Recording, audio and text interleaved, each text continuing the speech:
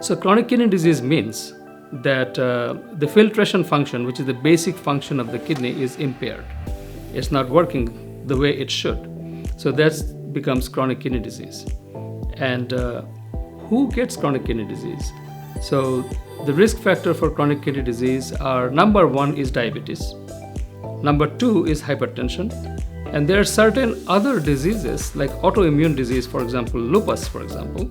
So several other conditions connected with those, they can cause chronic kidney disease. If you are going to see a doctor for your annual physical, they will do a test called comprehensive metabolic profile, or CMP. So that test will have two tests that are done in that test. One is called BUN, blood urea nitrogen, and the other is creatinine. So based upon the numbers, this BUN and creatinine and your age, the lab will generate another number, which is called GFR, so glomerular filtration rate. So that's how we defined what is the level of the kidney disease that you have. If you have a GFR more than 60, your GFR or kidney function is normal. And if your GFR is less than 15, then your kidney is almost shutting down.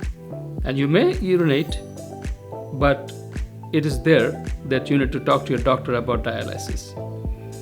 In between, there are certain other levels of kidney disease that we can have, like it goes from level 1 to level 6.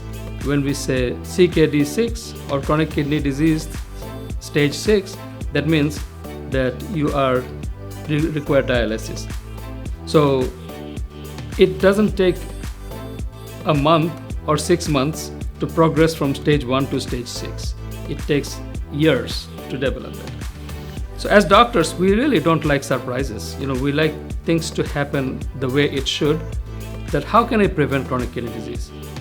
So as I mentioned to you earlier, that diabetes and hypertension, those two are the big risk factors for the chronic kidney disease. So number one thing that you can do is, if you did not develop chronic kidney disease, and if you have diabetes and hypertension, then take good care of those two problems that you have. Your doctors will periodically check several things, including your kidney function, as well as your protein in the urine. So if the doctor finds out that you have a little bit of protein in the urine, so they can prescribe some medications for you.